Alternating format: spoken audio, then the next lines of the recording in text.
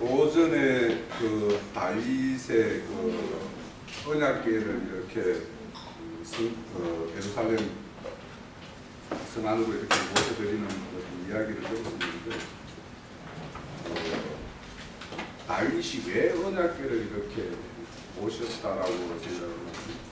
아까 형제님 내가 20년 동안 이렇게 사울 왕에 껴서 이렇게 집 없이 정치 없이 이렇게 사는 거에 대해서 그 세월 동안 주님께서도 그렇게 이제 정치 없는 어떤 생활을 하셨다라고 이렇게 말씀을 하셨는데, 물론 그게 이제 다윗의 어떤 깨달음일 수도 있겠지만, 이제 그 역대상 13장 3절에 보면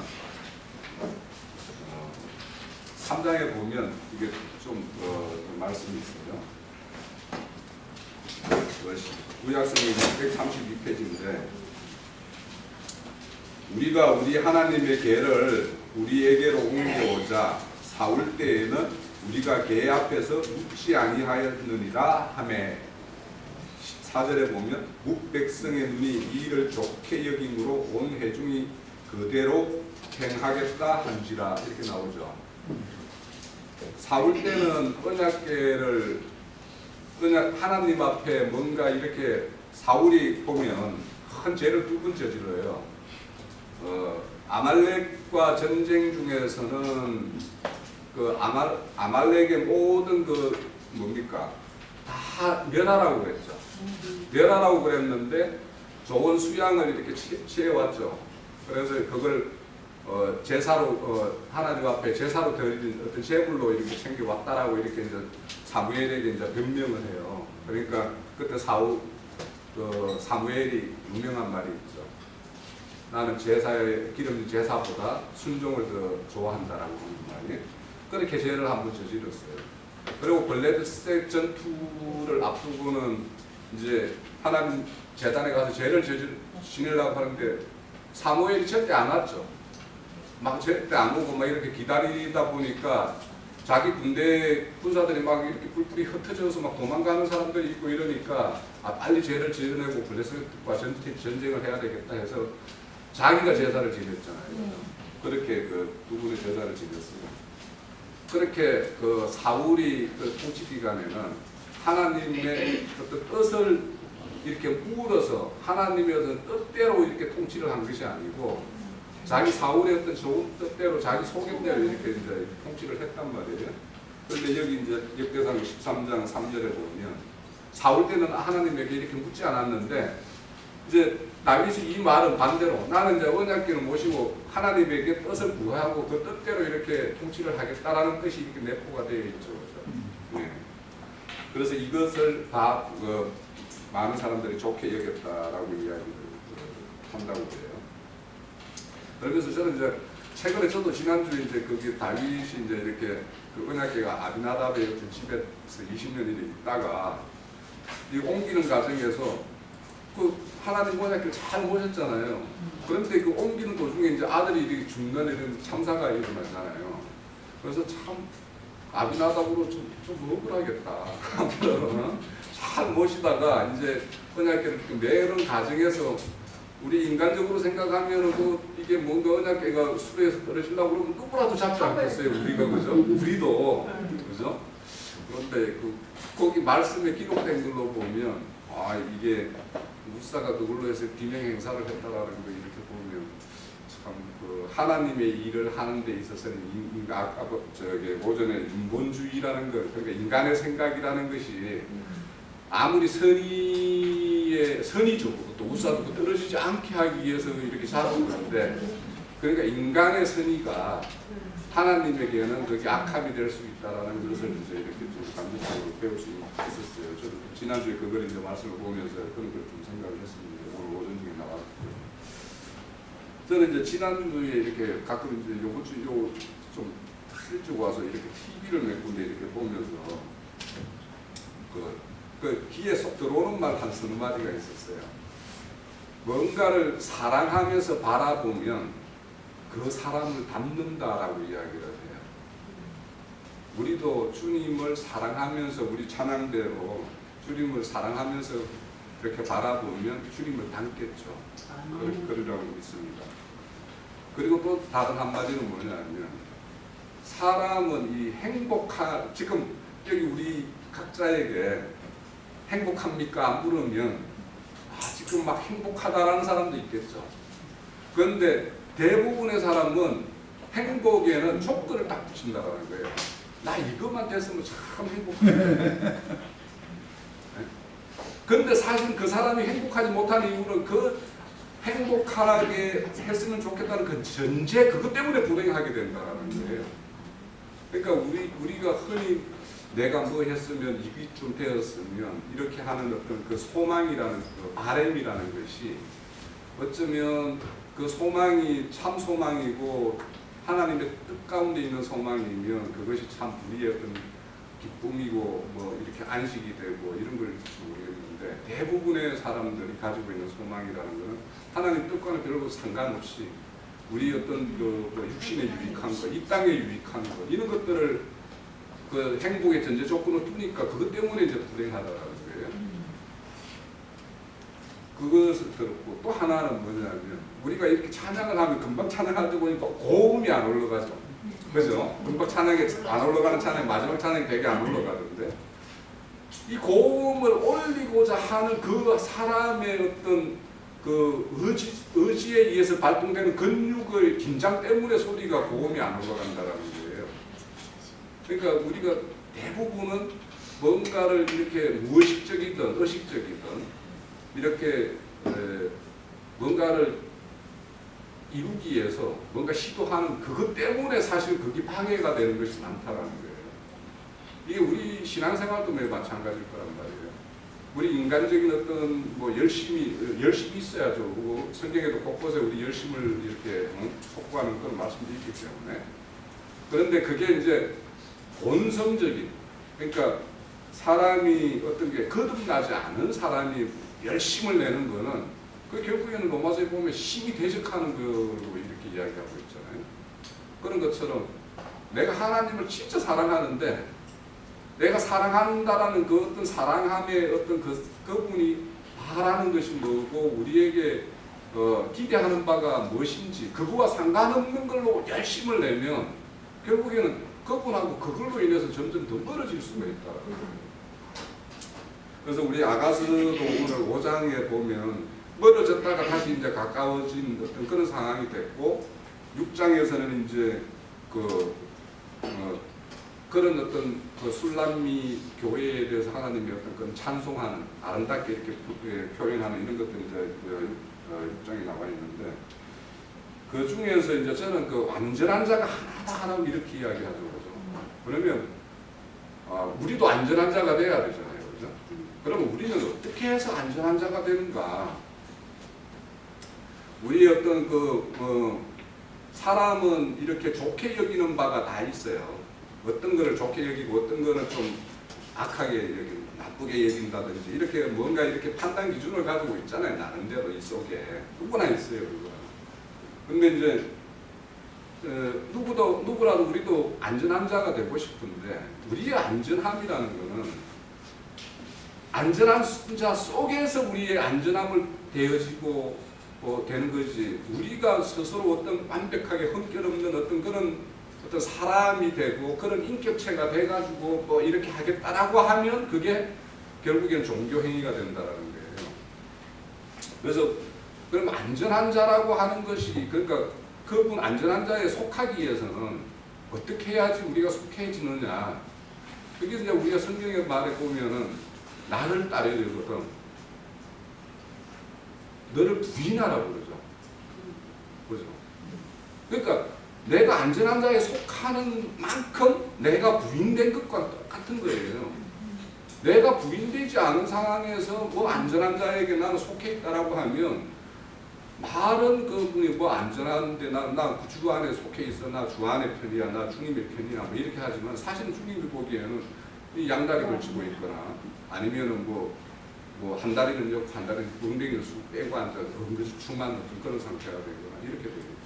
그러니까 우리가 그렇게 안전한 자 한 사람이 되기 위해서는 내가 완전히 부인이 돼야 되는데 그렇게 해서 이제 이 1장에 보면 이제 이 술람미에 대해서 이렇게 아름답게 표현을 하고 있어요.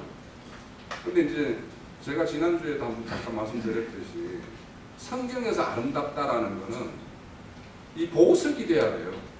우리가 이 보석이 알라리 여기 보면은 술람미 뺨이 뭐 석류처럼 석류의 한 쪽 같다 이렇게 나오잖아요.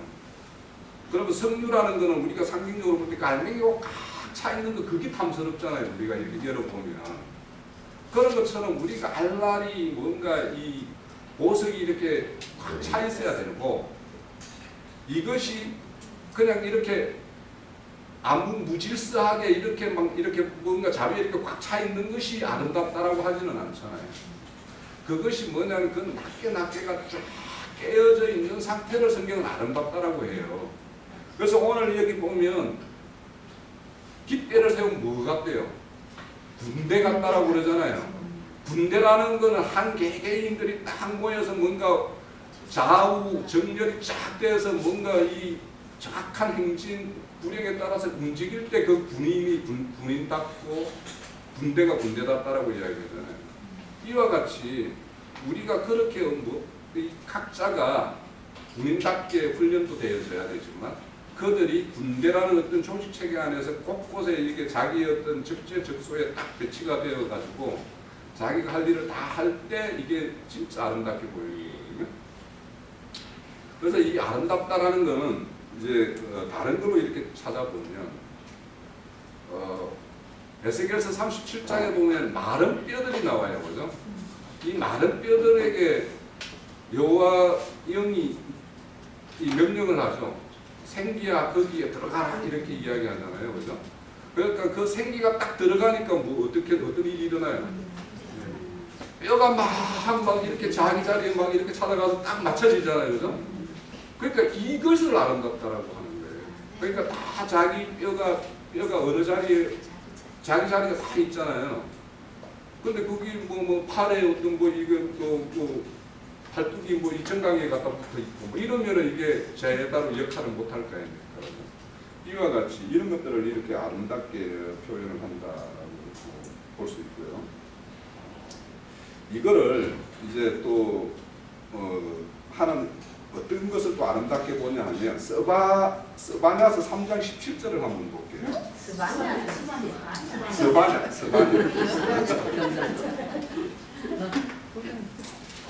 스바냐 3장 17절요. 영어를 너무 잘하셔가지고. 여기 보면 16절에서 18절까지 한번 읽어볼게요. 자, 이 스바냐서는 이거 잠깐 여기 읽기 전에 이 이야기를 좀 대략 좀 할게요.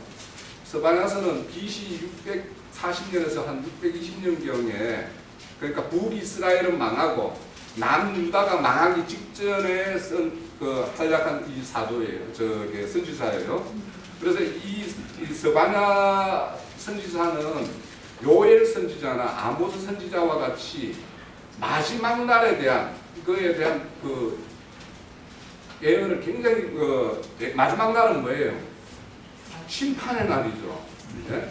심판에 대한 이야기가 이 1장에서 2장까지 계속 이어지는 게 이 심판에 대한 예언이에요. 그리고 3장에서는 이제 그들 중에서 하나님이 기뻐신 자, 이런 자에 대한 이야기가 이제 3장에 나오는데 이 스바냐서 1장에서 이렇게 쭉 보면은 7절에도 보면 여호와의 날에 대한 게 나오죠. 여호와의 날. 8절에도 여호와 희생의 날.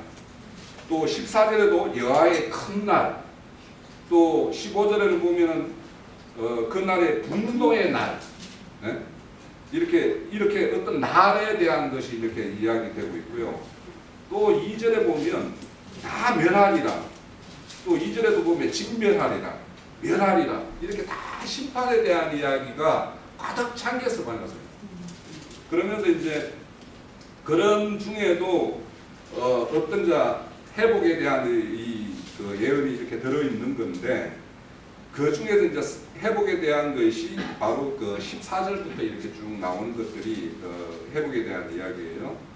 그래서 16절에 보면 그날에 사람이 예루살렘에 이르기를 두려워하지 말라. 시온아 내 손에 늘어뜨리지 말라. 너의 하나님 여호와가 너의 가운데 계시니 너의 구원을 베푸실 전능자이시라. 그가 너로 말미암아 기쁨을 이기지 못하시며 너로 잠잠히 사랑하시며 너로 말미암아 즐거이 부르며 기뻐하시리라. 그러는데 이게 어떨 때 그러냐면 너 안에 여호와 하나님이 계실 때를 이렇게 한다라는 거예요. 예? 이것이 이제 오늘날 우리로 보면 우리 안에 성령이 임재해서 성령과 함께 동행하는 어떤 그런 우리 영혼들을 보면 그분은 이렇게 우리를 기뻐하신다라는 거예요. 그러니까 지금 이 아가서 6장에서 술람미 여인에 대해서 하나님이 평가하는 것은 아까 앞서 말씀드렸듯이 에스겔서와 같이 많은 뼈들이 이렇게 생기를 받아가지고 이렇게 살아나는 것과 또 살아났으면 이와 같이 여호와와 함께 하나의 이제 우리가 어떤 성전이 되어서 그와 함께 이렇게 동행하는 어떤 그런 삶이 됐을 때 이런 걸 보고 이제 기뻐한대요. 그리고 18절은 이제 참고로 한번 읽어보면 내가 절기로 말미암아 근심하는 자를 모으리라. 그러니까 절기로 막 이렇게 절기를 잘 지키고 막 이런 걸로 기뻐하는 사람을 모으는 것이 아니라 절기를 근심하면서 바라보는 사람. 그러니까 여기 보면 위에 보면은 막 제사장들이 그 범하는 이런 이야기들 다 나와요. 그러니까 이런 절기에 특히 그러면 많은 큰 무리로 이렇게 대회로 모일 거 아닙니까? 그래서 그런 것들에 대한 그런 모습들을 보고 이렇게 걱정하는 자들을 모으는데 그들이 내게 속해 있다. 내 여호와에게 속한 자들은 이 절기나 이런 걸로 인해서 근심하는 자들이다. 오늘날도 우리가 보면은 부활절이다 뭐다 막 이렇게 모이는 거 보면 우리 참 심히 그 사람들이 하는 행태가 보면 참 걱정스럽잖아요. 그죠? 그것들을 그런 날짜를 잘 지킴으로 인해서 그들은 뭔가 하나님에게 뭔가 예배했다라는 어떤 뭐 이런 그런 어떤 자기의 어떤 만족을 취하고 있는 어떤 그런 모습 보면 우리는 걱정스럽잖아요.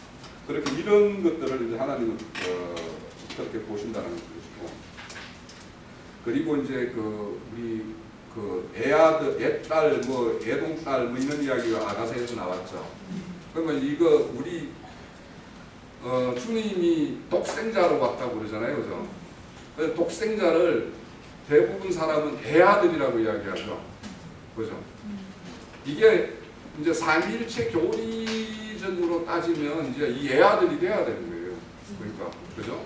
아버지가 있고 아들이 있고 뭐 이렇게 해야지 이게 삼위일체가 되잖아요. 그러니까 그렇게 해석하면 이제 애아들이 돼야 되는데 이 독생자라는 뜻은 절대 그런 뜻이 아니에요. 이 독생자라는 것은 우리 모세가 출애굽을 시키기 위해서 내가 애국 땅에 내려가면 네가 누가 보내서 왔냐라고 할 때 여호와가 보냈다라고 이야기하잖아요. 그죠? 그 여호와가 무슨 뜻이라고 해요? 그 번역에는 스스로 있는 자라고 이야기하죠. 그죠? 그러니까 이 스스로 있는 자, 그분 자체, 하나님 자체가 누가 지음을 받은 존재가 아니기 때문에 스스로 있는 존재가 맞아요. 그런데 우리가 이 뜻을 더 정확하게 좀 알려면 그분은 스스로 있게 하는 자이고 스스로 되게 하는 자예요. 그 뜻이 더 훨씬 강해요. 이 여호와라는 뜻이. 그래서 이 독생자라는 뜻이 바로 그 뜻이에요. 스스로 있는 자예요. 스스로 존재하는 자라는 뜻이에요. 이게 정확히 헬라어를 합성인데 헬라어 뜻을 보면 딱 그렇게 되어 있어요. 그러니까 애아들이라는 이런 뜻이, 그러니까 아까 오전에 이야기했듯이 존귀한 자라는 뜻으로 의미를 한다면 뭐 애아들이라고 표현할 수도 있고 뭐 이렇게 하지만, 그러니까 하나밖에 없는 아들이다 이런 뜻은 아니다라는 거예요. 우리가 오전에 배웠듯이 그건 존귀한 자, 귀하게 여기는 자 이런 뜻으로 이해를 한다면 그분이 뭐 귀하고 존귀한 분이죠. 그렇지만 하나밖에 없는 아들, 그러니까 뭐 딸도 없고 아들도 다른 아들도 없는 하나밖에 없는 애아들이라고 이해하면 안 된다는 거예요.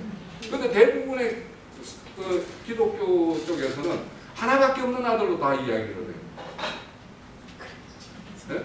그래서 여기에는 여호와 스스로 있는 자라는 뜻과 여기 그 요한복음에 나오는 독생자를 주셨다라고 말할 때 그 독생자는 똑같은 뜻이에요. 그게 실질적으로. 그러니까 스스로 존재케 하는 자, 스스로 되게 하는 자. 그래서 여호와라는 말이 제일 처음에 나오는 게 몇 장에 나와요? 창세기 2장에 나오죠. 그분은 처음에 있게도 했지만은 회복시키는 자이기도 해요. 다시 되게 하는 자라는 뜻도 있어요, 거기에. 그래서 창세기에는 그 1장과 2장 사이에 수많은 세월 그 어떤 우리가 가늠할 수도 없는 시간이 흘렀고 거기는 있으라 하는 것은 뭐냐면 기존에 있었던 걸 회복시키는 말씀이에요. 그게. 그러니까 다른 어떤 사람들은 그거는 뭐 첫날부터 지었다라고 이야기하는데 그것이 아니고 이미 있게 했던 그 세계를 다시 회복시키는 뜻이거든요. 그래서 우리가 이 독생자라는 것도 아까 이제 그 외아들 뭐 하나밖에 없는 딸이라는 예, 그 말씀을 보면서 저는 이제 이걸 한번 제가 예전에 그 정리했던 것들을 한번 찾아보면서 독생자 예수에 대해서도 우리가 정확하게 이해를 해야지 외아들이다 그런 말은 결국에 그 삼위일체 논리를 더 좀 이렇게 세우기 위해서 외아들로 이렇게 해석을 하는 것이지 그 뜻이 아니다라는 걸 좀 말씀드리고 싶습니다. 제가 하나만 이제 추가 말씀드릴게요. 누가복음 18장 18절에 보면 부자 간언이 나오죠. 부자 간언이 나와서 내가 어떻게 해야 영생을 얻습니까? 이렇게 이야기하는 게 나오죠. 그러니까 이 성경에 보면 이런 질문이 몇 개가 나와요. 뭐냐면 베드로 사도가 너희들이 그리스도 예수를 너희들이 죽였다라고 막 이렇게 설교를 하니까 그러면 이를 어찌할꼬 하면서 이렇게 하는 이야기가 사도행전 2장에 나오죠. 그 다음 사도행전 16장에도 보면 그런 이야기가 나와요. 내가 어찌해. 그러니까 뭐냐면 그 간수가 감옥에 이렇게 뭔가 지진이 일어나서 막 감옥에 다 이렇게 탈출을 하는 일이 벌어졌을 때 이제 자기가 이제 죽게 됐으니까 그때 내가 어찌해야 다시 살 수 있는가 물었을 때 주 예수를 믿어라 이렇게 이야기하잖아요.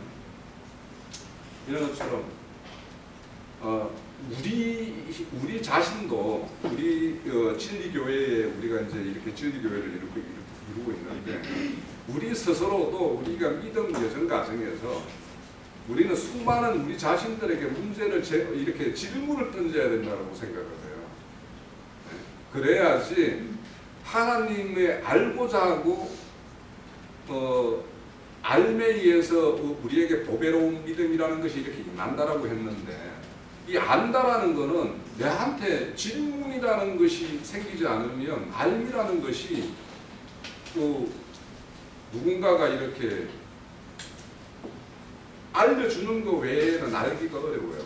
그런데 우리가 성경책을 본다든지 뭔가 할 때 우리는 우리 스스로에게 또 주님에게 이게 결국에는 기도거든요. 그 질문을 던지는 것. 뭔가 이렇게 내가 어찌해야 되는지, 내가 지금 잘 가고 있는 건지, 또 우리의 어떤 교회의 어떤 세움을 이런 술람이 교회 같이 이렇게 하나님의 어떤 칭찬을 받는 그런 교회가 되기 위해서는 내가 어떻게 해야 되고 뭘 해야 되고 내가 현재 위치는 어디에 있어야 되는 건지 이런 거에 대해서 우리가 스스로가 질문을 던지지 않으면 그냥 그 시류에 따라서 뭐 그냥 가는 대로 그냥 이렇게 남이 장가니까 나도 장날 장터 간다는 식으로 이렇게 그냥 휩쓸려 가는 게 쉽단 말이에요. 그러니까 우리는 성경책을 보든지 뭔가 이렇게 하면서 많은 어떤 질문과 이런 것을 던지면 생기면 그거는 결국에는 내가 주님 앞에 그 답을 찾으러 가고 또 아니면 교회 중에서 어떤 뭐 이런 자료를 통해서 이렇게 답을 찾게 되고 그렇게 마태복음 7장에 보면 찾으라 두드리라 뭐 이렇게 이야기하잖아요. 그게 바로 내 퀘스천 마크가 없으면 찾을 일도 두드릴 일도 뭐 없잖아요. 그래서 우리가 하나님에 대해서 더 알기를 원한다라면 이들이 아주 영생을 위해서 아주 기본적인 어떤 질문을 근본적인 질문을 던졌듯이 우리는 이제 근본적인 질문은 아니라 하더라도 우리가 가는 길에 대해서 우리 교회를 이루는 일에 대해서 우리가 이런 스스로 질문도 던지고 그에 대한 답도 찾고 이런 과정들이 있어야지 우리가 이 알들이 자기 자리에 제대로 자리 잡고 자기 역할들을 하면서 그렇게 이렇게 건축될 거라고 그렇게 봅니다. 여호와의 교회라는 건 신약 성경 계시록에서는 촛대예요. 촛대, 금촛대. 여호와의 교회는 금촛대에 대한 모형이다는 거예요. 여호와의 교회는 법궤라고도 하고 언약궤라고도 하고 두 가지로 주로 부르죠. 법이라는 말은 하나님이 통치하는 원리라는 그런 뜻이 강하고, 언약궤라는 말은 하나님이 아브라함 자손들에게 약속하신 것이다 라는 약속의 말씀이다라는 게 뜻이 더 강한 거예요. 여호와의 궤를 원수들에게, 그 가나안 족속들에게 빼앗겼다. 그 말은 하나님의 교회의 간증을 세상신 마귀가 탈취해갔다, 그런 뜻이에요.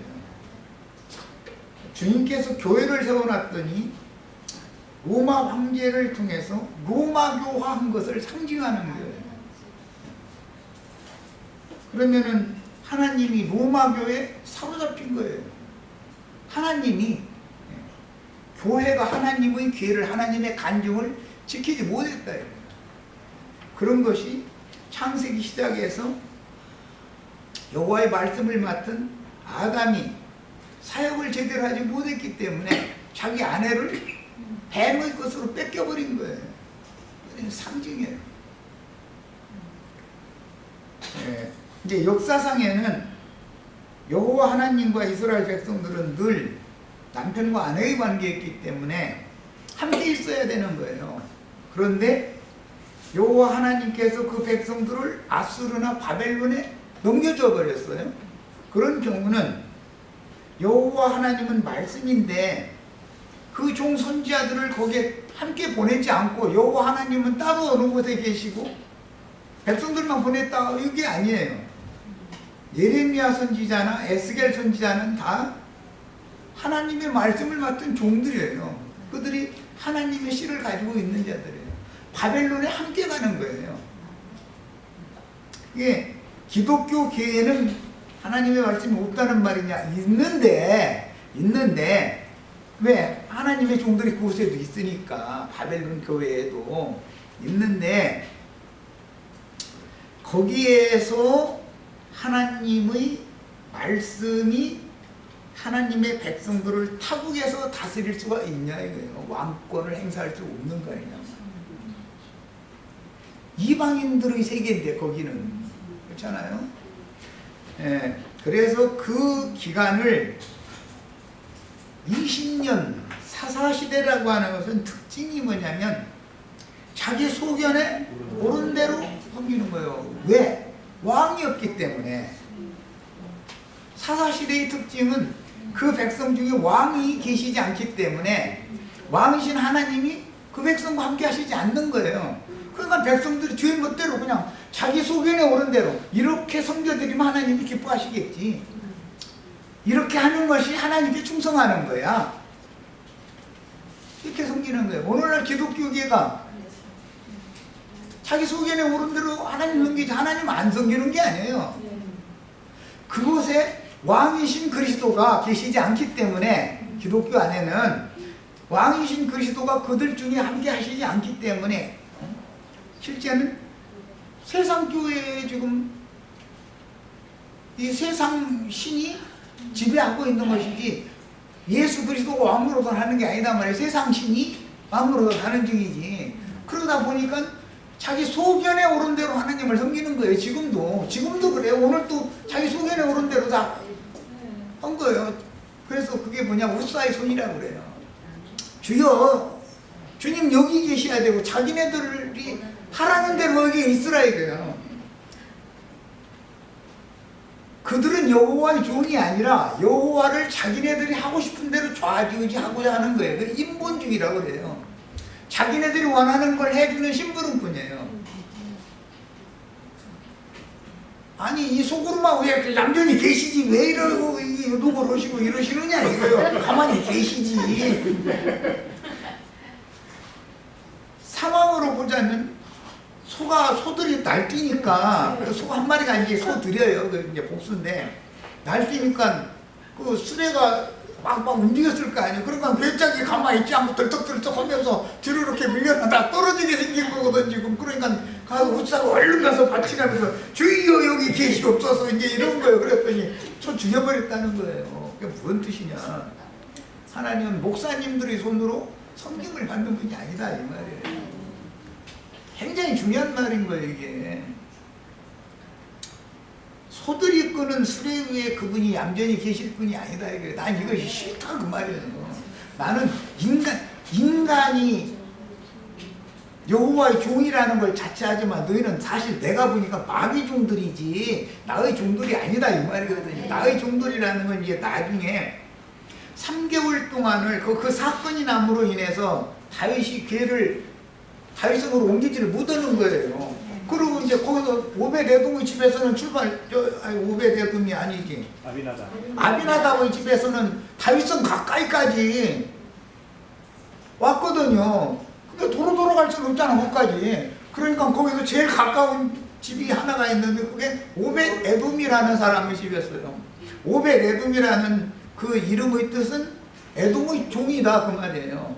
오벳에돔. 그래 오벳에돔의 집에 그 예루살렘 가까이 그 에돔 사람의 에돔의 종이 거기에 살고 있는데 그랬자 우리 집으로 모셔오죠. 그러니까는 아무 생각도 없이 모셔간 거예요. 그랬더니 석 달 동안 그곳에 있는데 그 집이 느닷없이 쏠락쏠락 잘 되는 거예요 또 이게. 그러니까 어디에 가면은 사람이 생각하는 것 같지 않게 망하기도 하고 어디에 가면 사람이 생각하는 것 같지 않게 잘 되기도 하는 거예요. 그런데 전혀 에돔의 종이었으니까 다윗 왕국 사람들이나 다윗의 신하들이 사람 취급했겠어요? 에돔의 족속놈 뭐 이랬을 거 아니겠어요? 우리나라 이조대로 말하면 쌍놈의 집이잖아 그게 말하자면. 그런데 그때 당시 기득권자들이 멸시하는 집에 할 수 없이 그냥 임시 방편으로 그 괴를 모시고 가라고 해서 간 건데 석 달 동안 있다 이제 나오게 되지요. 그러는데 그 석 달 동안 아주 무슨 일이 잘 되는 거예요 이제. 그런데 그 20년 세월 동안에 이스라엘이 하나님에게서 그 마음이 떠났고 멀어져 있다가 20년 동안에 사람들이 마음을 회복시켜준다 하나님께서. 그러다 보니 여호와를 사모하게 됐다고 그랬어요. 20년이 지나니까. 그래서 다윗이 오늘 읽은 이 역대기에 보면은 백성들의 마음을 민심을 하나로 모아야 되잖아요. 민심을 하나로 모으는 데는 국민들이 가장 관심사로 삼고 있는 것에 대해서 이벤트를 할 필요가 있는 거예요. 엊그제 우리 이벤트 3일 동안 했죠? 그러니까 국민들이 마음이 딱 모아지잖아요. 항상 그런 다윗은 지금 정치적인 왕의 입장이니까 이 백성들의 민심을 다 추슬러야 되는 입장이잖아요. 그래서 백성들한테 뭐가 제일 관심사냐 하면은 여호와의 괴를 다윗성으로 모셔 올리는 것이 다윗의 마음이지만 백성들한테 동의를 얻어야 된다 이거예요. 그렇게 해야 여호와의 명칭, 여호와의 이름으로 백성들의 마음을 하나로 모아놔야 다윗이 그 백성을 치리할 수 있잖아요 이 말이에요. 상황이. 그래서 회의를 한 거예요. 전 백성을 장로들 오라 해가지고 그거 좋다고 모셔 올리자 이제 이래가지고 3개월 동안은 특별한 기간이에요. 다윗에게 계시를 해주는 기간이에요. 오벳에돔의 집에 괴가 있는 기간은 20년 동안은 마음이 떠났던 백성들에게서 마음이 다시 돌아오는 기한인 것이고 3개월 동안 사고가 나지 않았으면 오벳 에돔과 같은 하나님의 종을 자처하는 레위인들이 하나님을 섬기려가 맞는 거예요. 그러나 율법적이고 종교적인 레위인들이 아니라 복음의 제사장들이 하나님의 교회를 메고 올라와야 된다는 것을 그 3개월 동안에 다윗이 배운 거예요. 그래서 나중에는 온 이스라엘을 다시 모아가지고 총회를 다시, 이게 오늘날로 말하면 중간 선거를 하는 거죠.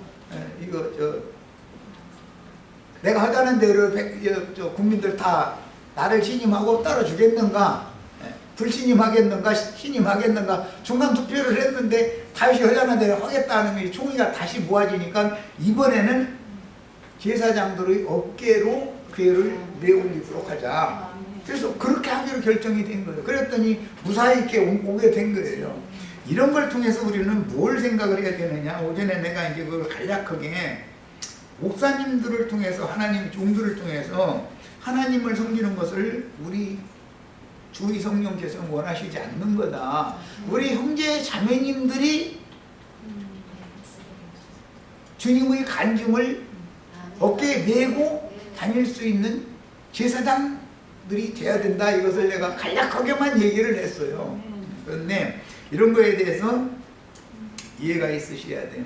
소가 끄는 수레, 소가 끄는 수레를 타고 교회가 옮겨지는 것이 아니다. 이거예요. 그걸 하나님이 원하는 게 아니다.